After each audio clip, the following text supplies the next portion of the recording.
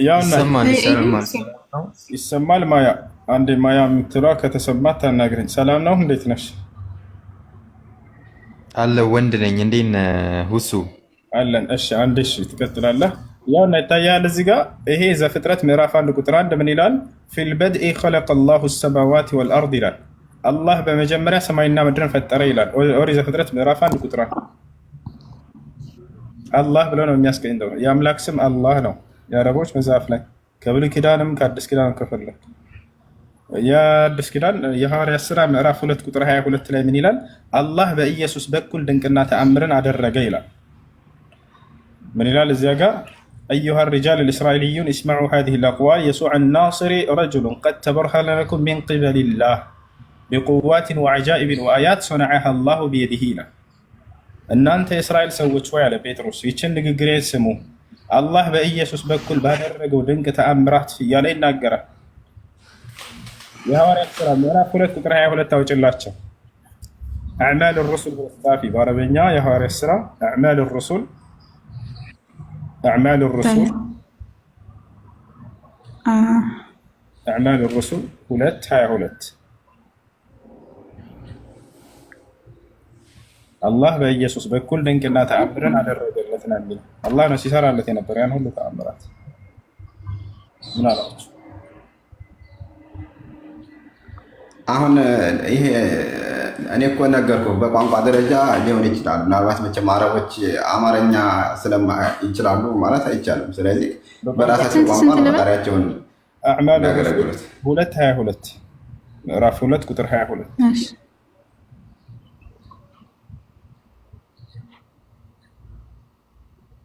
እስኪ ከመጣ አልመጣልኝ። አሊፍንና አይንን ጻፊያትና በቂ ነው። እንደዚህ አይደል? እስኪ አዕማል አረሱል ሳይሆን አርሱል ዋውን አጥፊያት፣ ዋውን አጥፊያት።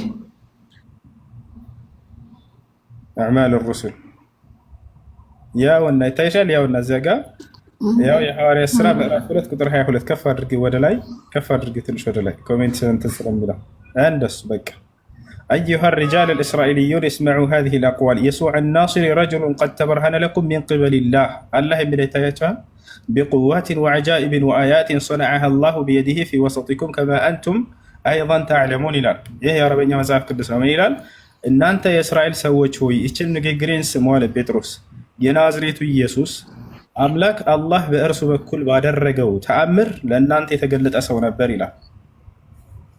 አይ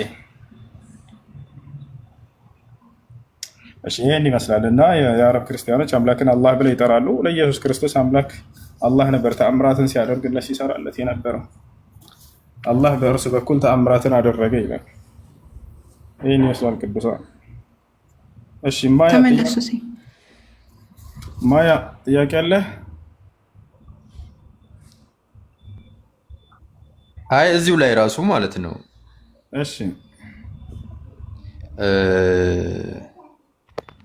አላህ ማለት ይሄ አላህ ማለት አላህ እግዚአብሔር ምናምን የሚለው እኮ ችግር የለውም ሲጀመርም።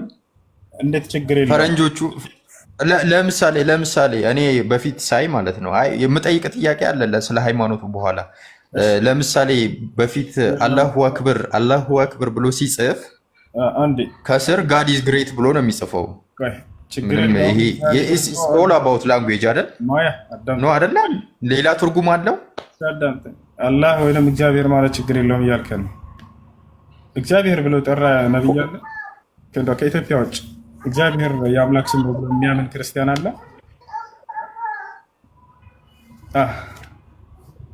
ላንጉዌጅ ዲፈረንስ ነው የምልህ። ገብቶሃል? እግዚአብሔር ብሎ የጠራ አለ ወይ ከኢትዮጵያ ውጭ ያለ ክርስቲያን? የአምላክ ስም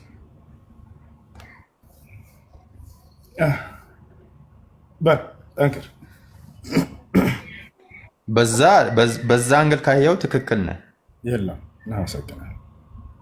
ከኤርፖርት ወጣ ብለህ እንደዚህ ሌላ ዓለም ክርስቲያን ጋር ሄደህ የአምላክ ስም እግዚአብሔር ነው ብትል አይሰማህም። እንደዚህ መስቀሉን አንጠልጥለው ማለት ነው። ለማንኛውም እሺ ሌላ ጥያቄ ካለ ጠይቅ።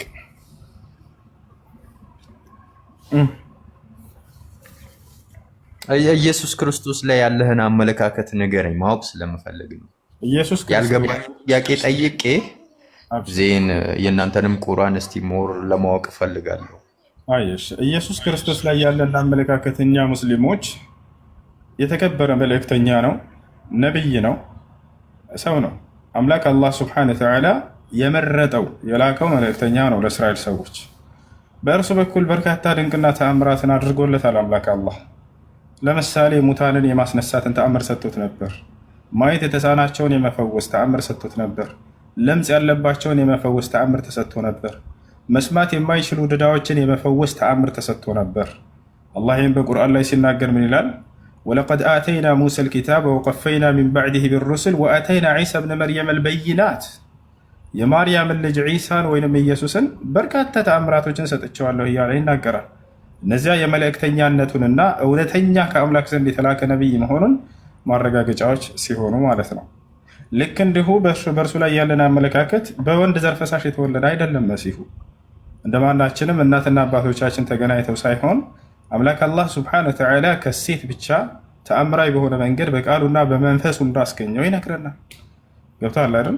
ከድንግል ማርያም ማንም ወንድ ሳይነካት ወለም የምሰስኒ በሸር አለች። ማንም ወንድ ያልነካኝ ስሆን አለች። ወንድ የሚባል ሳይነካት ተአምራዊ በሆነ መንገድ አላህ ሱብሓነሁ ወተዓላ ከማርያም እንደፈጠረውና እንዳስገኘው ይነግረናል ማለት ነው። ይህ ነው። ሌላው ነገር መሲሁን አላህ ሱብሓነሁ ወተዓላ ከእስራኤላውያን ሰዎች ከነዚያ በደለኛ ከሆኑ አካሎች አድኖታል። ወሙጠሂሩከ ሚነ ለዚነ ከፈሩ አለው። ከነዚያ ከካዱትም ከይሁዳውያን አድንሃለሁኝ አነጻሃለሁኝ ያለው ወደ ሰማይ ወሰደው፣ በክብር አሳረገው።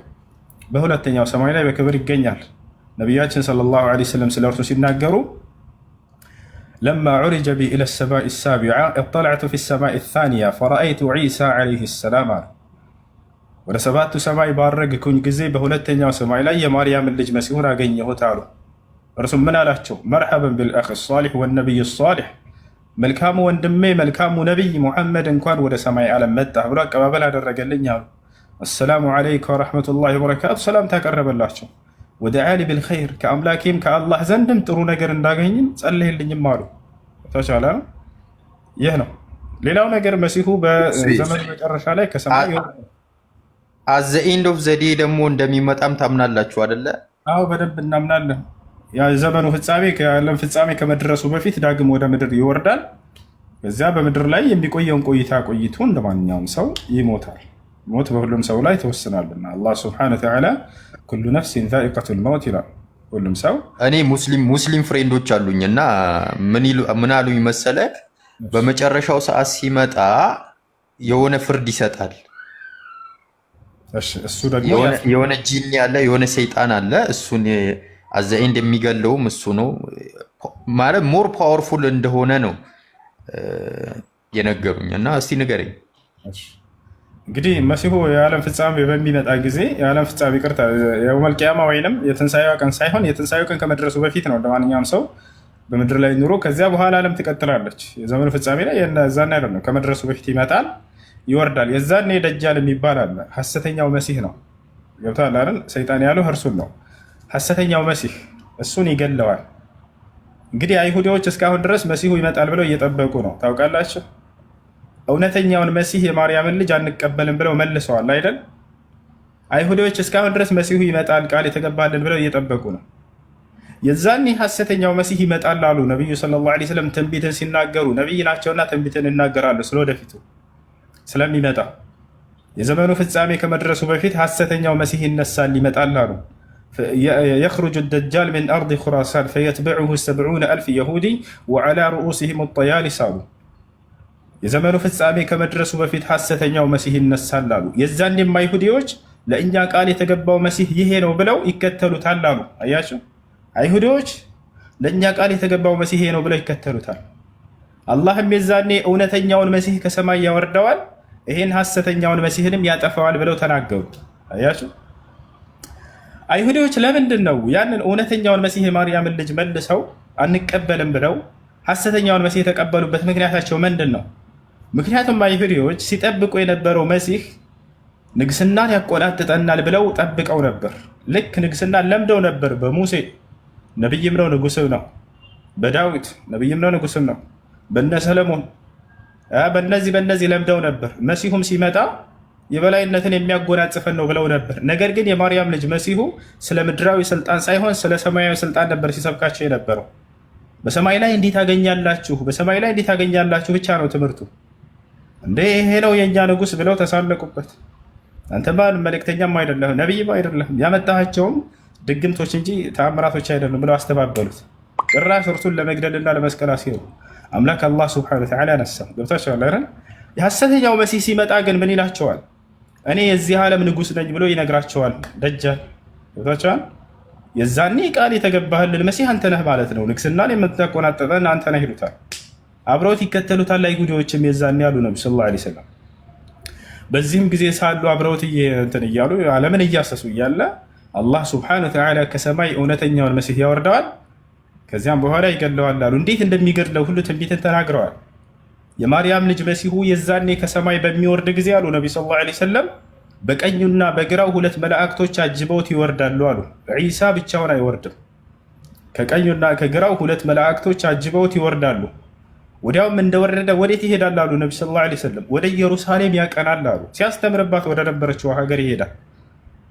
የዛኔ ሰዎችም ሊሰግዱ ብላችሁ የሱብሒ ሶላት ልትሰግዱ ብላችሁ ይደርስባችኋል አሉ። ፈተቀደም ያ ነቢይ አላህ፣ አንተ የአላህ ነቢይ ሆይ ተቀድመህ አሰግደን ትሉታላችሁም አሉ። ነገር ግን እርሱ እንዲህ ይላችኋል አሉ፣ ኢነሃ ኡቂመት ለኩም፣ ይህ ሶላት ለእናንተ ነውና ኢቃም የተደረገው እናንተ አሰግዱ ይላችኋል። ፈየቁል፣ የዛኔም መሲሁ እንዲህ ይላችኋል፣ ኢነሃ ኡቂመት ለኩም፣ እርሷ ለእናንተ ነው ኢቃም የተደረገችው እናንተ አሰግዱ ይላችኋል። እናንተም ታሰግዱታላችሁ አሉ። ወዳም ይወጣል አሉ ነቢ ሰለላሁ ዐለይሂ ወሰለም። ለምን? ደጃልን ፍለጋ፣ ያን ሐሰተኛውን መሲህ ግደል ተብሎ ነው የተላከው። ታቻል ወዳም ይወጣል። ከመስጅድ እየወጣ እያለ ሐሰተኛው መሲህ ከዚያ እየመጣ ፊት ለፊት ይገናኛሉ አሉ። በሚገናኙ ጊዜ የሚሆነውንም ተናገሩ ነቢ ሰለላሁ ዐለይሂ ወሰለም። ፈዒንደማ የረ ደጃል ዒሳ ፈየዙቡ ከማ የዙቡ ልሚላሕ ዒንደማ የضዑ ፊ ልማ አሉ። ሐሰተኛው መሲህ እውነተኛውን መሲህ በሚያየው ጊዜ የዛኔ ልክ ጨው ውሃ ውስጥ በሚገባ ጊዜ እንደሚሟሟው ወይንም እንደሚቀልጠው ሐሰተኛውን መሲህ እውነተኛውን መሲህ በሚያይ ጊዜ ይቀልጣል፣ ይሟሟል አሉ። በቃ ይርገፈገፋል አሉ። ፈየህሩብ አሉ፣ ሊያመልጥም ይሞክራል፣ ይሮጣል አሉ። ፈየትበዑሁ ዒሳ፣ ነገር ግን መሲሁ ይከተለዋል አሉ። ፈየቁሉ ለሁ፣ እንዲህም ይለዋል፣ ላ ተህሩብ ምኒ ኢነ ሊየ ضርበተን ዐለይክ፣ ከእኔ አትሸሽ፣ ከእኔ አታምልጥ፣ እኔ በአንተ ላይ አንድ የትመታለችኝና ከአላህ ዘንድ የተወሰነችልኝ፣ ከእርሷም ልታመልጥ ልትሸሽ አትችልም ይለዋል። ፈየድሪቡሁ ፈየቅትሉሁ ቢضርበትን ዋሒዳ አሉ ነቢ ሰለላሁ ዐለይሂ ወሰለም። መሲሁ የሚከተለውና ሐሰተኛውን መሲህ በአንዲት ምት ብቻ ይፈጽምበታል፣ ይገድለዋል አሉ። ይህ ነው ያለው ነገር።